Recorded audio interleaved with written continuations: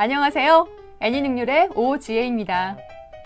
우리 아이랑 같이 영어 공부를 하다 보면 가장 많이들 말씀하시는 고민이 문법이에요.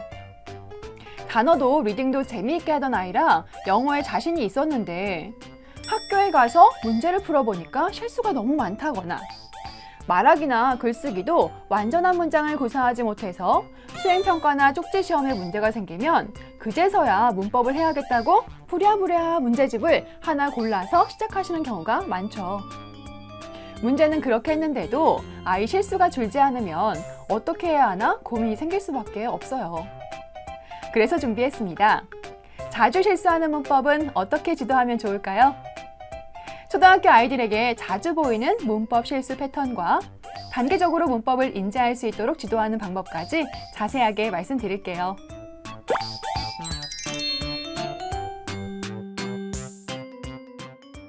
영어 교육 이론 중에 문법적 오류를 분석하는 다양한 이론과 범주가 있는데 그중에 헨리 더글라스 브라운이라는 영어 교육학 교수님께서 제시하신 형태별 오류를 기준으로 말씀드리면 문법 오류는 크게 첨가, addition, 생략, omission, 대치, substitution, 어순, ordering으로 구분할 수 있어요. 이 첨가는 필요 없는 요소를 더하는 경우인데 예를 들어서 she can sing을 의문문으로 바꿀 때 많이 나오는 오류인 does she can sing? 이렇게 can she sing? 이렇게만 해도 되는 것을 두 동사를 더하는 문장으로 바꾸어서 실수하는 것들을 말하고요. 생략은 I went to movie 같이 movie 앞에 정관사 어를 빠뜨린 경우 또는 I going to the movie 같이 I 다음에 비동사 am이 없었죠. I am going to the movie를 해야 되는데 그렇게 동사 부분을 빠뜨린 경우를 말하고요.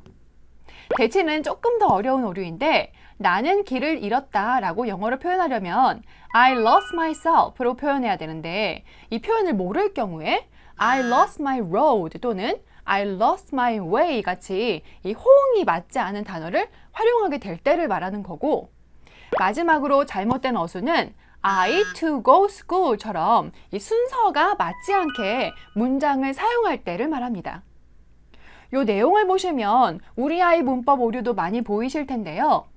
초등학교 아이들에게 가장 많이 보이는 문법 오류는 처음에 말씀드렸던 첨가와 생략입니다. 사실 이건 정확히 말해서 실수가 아니고 학습의 과정인데요. 문법을 배우는 과정에서 보이는 당연한 단계예요. 그래서 이런 오류가 아이에게 스트레스가 되지 않도록 알려주면서 꾸준하게 학습할 수 있도록 도와주는 것이 정말 중요해요. 자, 그럼 이 오류가 습관이 되지 않게 하려면 어떻게 지도하는 것이 좋을까요? 특히 자주 실수하는 부분은 어떻게 알려줘야 될까요? 지난 영상에 단어 실수를 지도하실 때도 3단계 있었던 거 기억나세요? 그 문법에도 실수 탈출을 위한 3단계가 있습니다. 먼저 1단계는 문법을 처음 만나는 아이 지도하실 때 기억하셔야 될 부분인데 패턴 익히기입니다.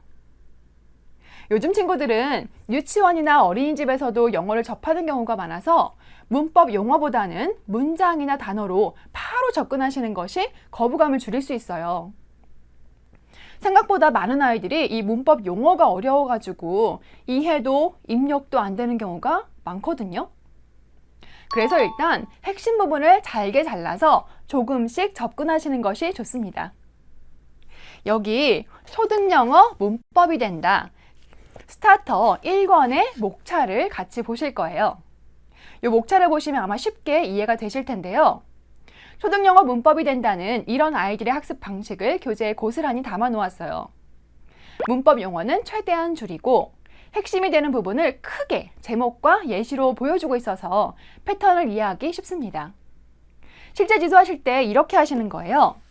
일단 목차를 보시면 이렇게 용어는 작게 써 있고 주제가 크게 예시로 보여지고 있죠. 이 부분을 학습으로 들어갈 때에는 아이들이 가장 많이 실수하는 동사 중에 하나, 비동사죠. 비동사. 이것을 어떻게 가르치시냐면 주로 I 다음엔 am, you, we, they 다음엔 are. she, he, it 다음엔 is 이렇게 알려주시거든요. 근데 이렇게 하시지 말고 하나로 알려주시는 거예요. 동사를 알려줄 때 I 다음엔 am 아니라 I am 이렇게 또 you are, we are, they are 이렇게 알려주시는 거예요. he도 마찬가지죠. he is, she is, it is 이렇게 하나로 알려주시는 거예요. 자, 그럼 나중에 시제 바꿀 때 이렇게 할 때는 괜찮냐고요? 괜찮아요. 이 한 가지가 입력이 되면 다른 것들은 변형하기 쉬운데 이 기본 입력값이 없으면 더 헷갈리게 되니까요. 이 처음 배우는 개념을 먼저 충분하게 알게 하고 그 다음에 변형값을 알 수 있게 하는 순차적인 방식을 사용하면 됩니다. 이 첫 번째 중요한 패턴을 확실하게 이해하고 넘어갈 수 있도록 패턴으로 연습시켜 주세요. 2단계는 무시하기입니다. 아까 오류하고 실수는 조금 다른 개념이라고 말씀을 드렸어요. 오류는 언어를 배워가는 단계에서 나타날 수 있는 자연스러운 현상이고 또 계속 공부를 하다 보면 이게 또 자연스럽게 사라질 수 있어요. 근데 실수는 무작위로 나타나는 현상으로 정확히 말해서는 이제 문제를 제대로 읽지 않거나 뭔가 놓치는 부분이 있었기 때문에 생겨나는 문제죠. 그래서 실수는 패턴이 없다는 게 특징이에요. 이 매번 뭔가 다른 실수가 나온다 이거는 오류가 아니고 정말 실수인 거죠. 그래서 아이가 이렇게 만들어내는 문법적 실수를 그때그때마다 집어내기보다는 그 패턴을 조금 확인하고 이 어느 정도 데이터가 모였을 때, 즉 아이의 1차 개념을 어느 정도 완성시켜 주었을 때 이 실수의 패턴을 알려주시는 것이 훨씬 더 효과적이라는 거죠. 이 데이터를 모으실 때 제일 쉬운 방법은요. 문제를 풀었을 때 틀리는 문법 유형이나 패턴 같은 것들을 꾸준하게 확인하시면 좋아요. 우리 아까도 비동사로 확인을 했었죠. 비동사로 다시 한번 확인을 해보면요. 여기 보이시는 부분은 초등영어 문법이 된다. 1권의 유닛 9. 비동사 의문문을 보여드릴 거예요. 요 비동사 의문문 이걸 배우기 전에 이미 아이들이 두 동사도 배웠기 때문에 여기서 두 동사하고 비동사의 사용을 많이 어려워해요. 이럴 때 아이의 실수를 쉽게 확인하시려면 일단 1번은 문제 유형을 확인해 주세요. 이 초등영어 문법이 된다 같은 경우는 문제의 난이도가 스텝 1, 스텝 2, 스텝 3로 구분이 되어 있어서 일단 난이도의 확인이 쉽습니다. 스텝 1의 문제를 보시면 이 문제는 고르기 문제예요. 보시면 힌트가 많이 주어져서 여기서는 주로 실수가 적어요. 그리고 스텝 2에서는 이때부터는 보기 없이 바로 빈칸 넣기로 조금 더 난이도가 오르면서 실제 아이가 얼마만큼 기억하고 이해하는지 확인합니다. 마지막 스텝 3에서는 평서문에 요 비동사를 넣고 다시 의문문으로 바꾸게 하면서 아이가 비동사의 쓰임을 확실하게 연습할 수 있도록 연결하고 있어요. 스텝별 문제가 숫자가 커질수록 문장 활용 의미 연결로 확장이 되고 있죠. 아이가 문제를 풀 때 혹시 이 스텝 1에서 실수가 있다면 이 스텝 1에서 바로 2로 넘어가지 말고 단계 1에서 말씀드린 패턴을 다시 한번 확인하고 연습할 수 있도록 지도해 주시는 것이 좋습니다. 요 개념 페이지로 가서 혹시 어떤 문장을 내가 잘 모르는지 확인하고 아이가 이 개념을 정확하게 알고 학습할 수 있게 하는 거죠. 이렇게 하면 스트레스를 낮출 수 있어서 훨씬 더 학습에 자신감을 가질 수 있고요. 혹시 이 스텝 2, 요 부분에서 실수가 있는 경우에는 보시면 아시겠지만 철자나 어순의 어려움을 가질 확률이 높아요. 그래서 지금은 보기가 없지만 혹시 어려워한다면 상단에 보기를 조금 적어주시거나 이 한국어 의미 부분에 어느 부분이 들어가야 될지 미리 표시하고 문제를 풀 수 있도록 지도하시면 훨씬 더 도움이 되고요. 마지막으로 이 스텝 3 문제에서는 이 실수가 개념의 활용 연결이 안 된 경우가 많거든요. 그래서 문법을 활용한 나만의 문장을 평서문, 의문문, 부정문으로 만들어 보고 그걸 암기한 다음에 이 다른 문장들에 대입하는 방식으로 연결하면 훨씬 쉽게 오류를 줄일 수 있습니다. 기존 문장이 있고 없고에 따라서 개념 이해 수준을 가늠할 수 있으니까 꼭 나만의 기존 문장을 함께 만들어 보세요. 기존 문장의 예를 만들어 드리면 이런 거예요. I am a student가 평서문, 의문문은 am I a student? 이렇게 만드시는 거. 또 부정문은 I am not a student. 이걸 가지고 있으면 다른 문제들에 적용하기가 훨씬 더 쉽다는 거죠. 문법 실수 탈출을 위한 세 번째 단계는 실수 예상 문제 연습입니다. 연습이라고 해서 같은 패턴을 여러 번 쓰거나 여러 번 읽으라는 것이 아니고요. 그 2단계에서 확보된 오류 패턴이 어느 정도 확인이 되면 그 부분을 물어보는 문제를 미리 표시하고 좀 꼼꼼하게 보는 연습을 시켜주는 거예요.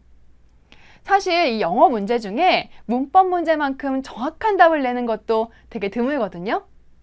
이 언어인데 수학처럼 공식 대입이 딱 가능한 부분이 이 문법이니까 내가 실수할 패턴을 미리 짚어서 잘 보기만 해도 정답 고르는 훈련하기가 정말 좋아요. 다시 예시를 보여드리면 이 스텝 2와 3에서 나오는 오류 같은 경우는 다음에 공부할 수 있는 랩법 문제에서 어떤 부분이 어려울까를 미리 표시해서 학습의 집중도를 높여주는 거죠. 스텝 2의 실수가 있는 친구들에서 어려워하는 문제는 요 4번, 6번, 7번의 오류가 예상이 됩니다. 순서, 혼합 문제가 어려울 수 있는 친구예요. 혹시 스텝 3에서 실수가 많은 친구들은 5번, 8번, 9번, 10번, 11번이 어려울 수 있습니다. 의미나 문장 고치기 같은 부분에 자신이 없으면 이 개념은 알아도 문장으로 연결 못하는 경우도 많거든요. 이런 부분은 아이랑 문장 전체를 다 풀기 전에 먼저 훑어보고요. 이 부분은 조금 더 꼼꼼하게 풀 수 있게 해야 되겠다 하시면 아이한테 그 부분을 표시해 주는 거예요. 그럼 그 친구가 이게 조금 어렵겠구나 하는 마음으로 약간 더 집중해서 풀 수 있고 또 그 부분을 풀어냈을 때 성취감도 더할 수 있어서 좋습니다. 그리고 이런 전체 테스트를 하기 전에 한 번 더 점검하신다고 생각하시고 워크시트를 활용해 주셔도 좋아요.